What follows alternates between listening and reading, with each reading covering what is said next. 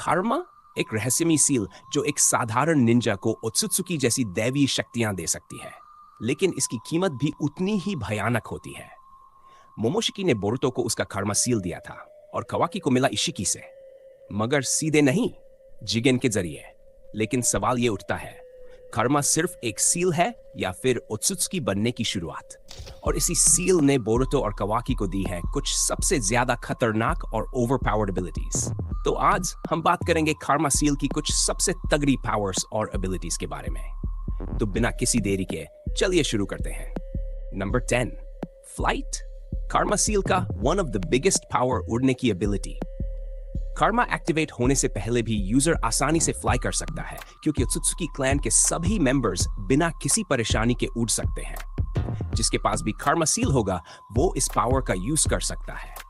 जैसे ही सील का second stage activate होता है, यूजर हवा में लेविटेट करने के साथ साथ मूव कर सकता है, साथ ही फाइट भी कर सकता है। लेकिन यार, ये कर्मा से मिली हुई सबसे पावरफुल एबिलिटी नहीं है। फिर भी ये शक्ति बैटल में यूजर को बहुत बड़ा एडवांटेज देती है। Number 9, manifestation. कर्मा सील की हेल्प से ओत्सुत्सुकीज मरने के बाद भी खुद को मैनिफेस्ट कर सकते हैं।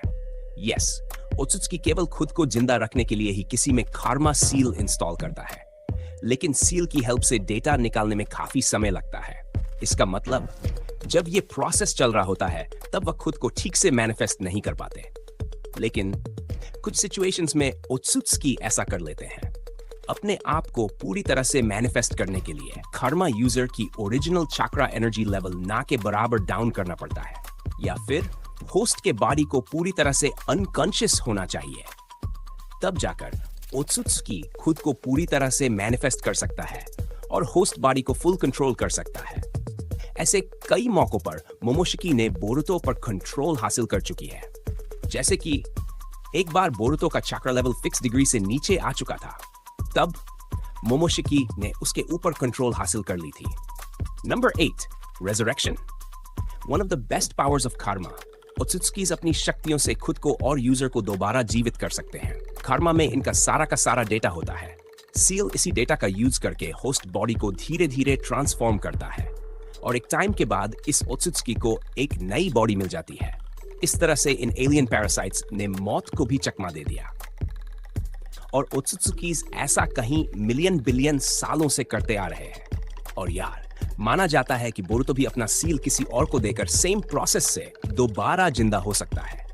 एक बार ऐसा होते हुए हम देख चुके हैं। हो सकता है कि फ्यूचर में भी बोरुतो के साथ ऐसा होते हुए देखने को मिले। Number 7, healing powers. Karma seal जरूरत पड़ने पर वेसल को पूरी तरह से हील कर सकता है। याद है जब कवाकी ने बोरुतो को मार डाला था? उस वक्त बोरुतो की ज्यादातर बॉडी पार्ट्स पूरी तरह से डिस्ट्रॉय हो चुकी थी, लेकिन मोमोशिकी जो कुछ बचा था वही बॉडी पार्ट्स यूज करके बोरुतो की पूरी बॉडी को हील कर देता है, उसे फिर से जिंदा कर देता है। अगर कर्मा सील ना होता तो बोरुतो एकदम मर चुका होता। उसका चेस्ट में बड़ा सा छेद था, हार्ट और कई ऑर्गन्स पूरी तरह से डैमेज हो चुके थे, लेकिन कर्मा सील उसे पूरी तरह से हील कर देता है।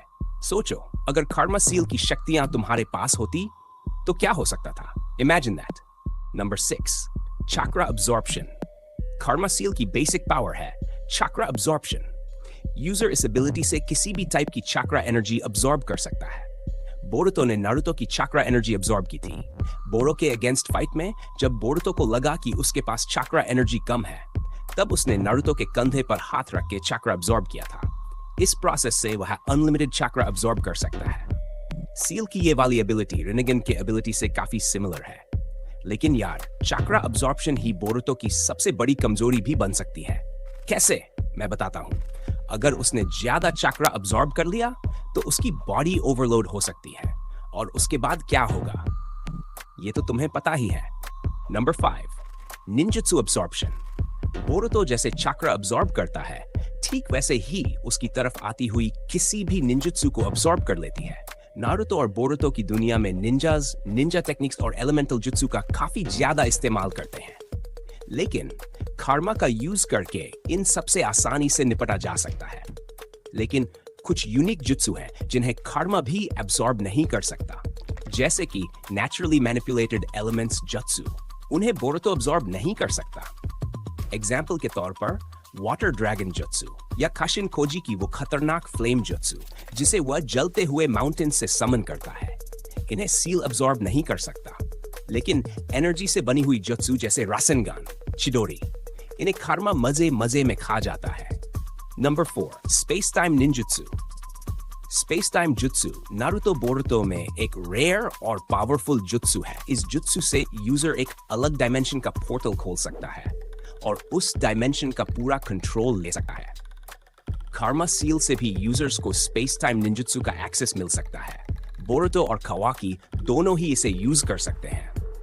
शुरुआत में दूसरे डायमेंशन का पोर्टल खोलने के लिए दोनों को अपनी अपनी सील का यूज करना पड़ता था, वह भी एक साथ। लेकिन अब तो दोनों ही अपने अपने पर्सनल यूज के लिए अकेले ही पोर्टल खोल लेते हैं, एक गॉड की तरह। हाँ, असली वाला god. Number 3, Otsutsuki abilities. Karma basically it's like encrypted data of an Otsutsuki जो किसी दूसरे व्यक्ति में एम्बेडेड होता है और धीरे धीरे कर्मा डिकोड होकर एक्टिवेट होने लगता है। और जब ये प्रोसेस पूरा हो जाता है, बूम, ओत्सुत्सुकी रिबॉर्न हो जाता है। बट वेट, यही खत्म नहीं होता।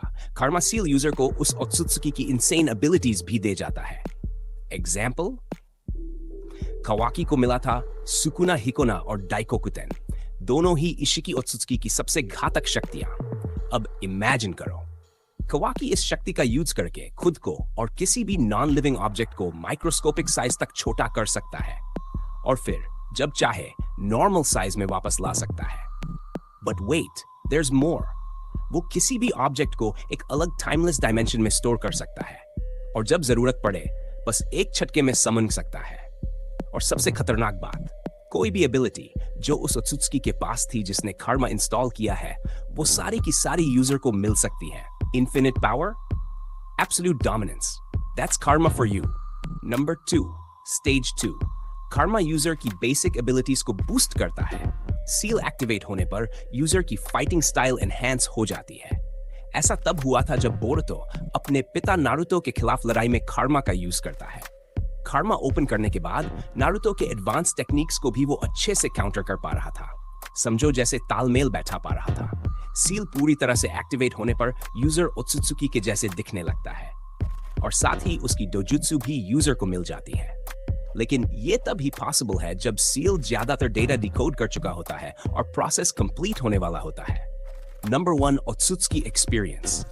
ओत्सुत्सुकीज उनकी शक्तियां देने के अलावा यूजर को उनकी बैटल एक्सपीरियंस भी मिलती है। सोचो ये कितना खतरनाक हो सकता है। कोड के अगेंस्ट फाइट के दौरान बोरुतो को वही एक्सपीरियंस मिलता है जो मोमोशिकी के पास था।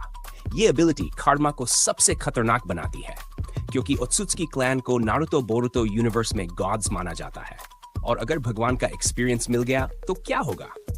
इमेजिन करो अगर यही एक्सपीरियंस विलन को मिल गया तो। देखा जाए तो ओत्सुत्सुकीज तो विलन्स ही हैं, लेकिन अगर ओरोचिमारू और मादारा जैसे विलन्स को ये मिल जाए तो सोचो क्या होगा। अरे यार, ये तो सचमुच। एनीवेज, हम वीडियो को यहीं पर एंड करते हैं। सायोनारा। और हाँ, एक सब्सक्राइब कर लेना please. Thank you for watching और ध्यान रखना ये सब सिर्फ कल्पना नहीं हो सकता है।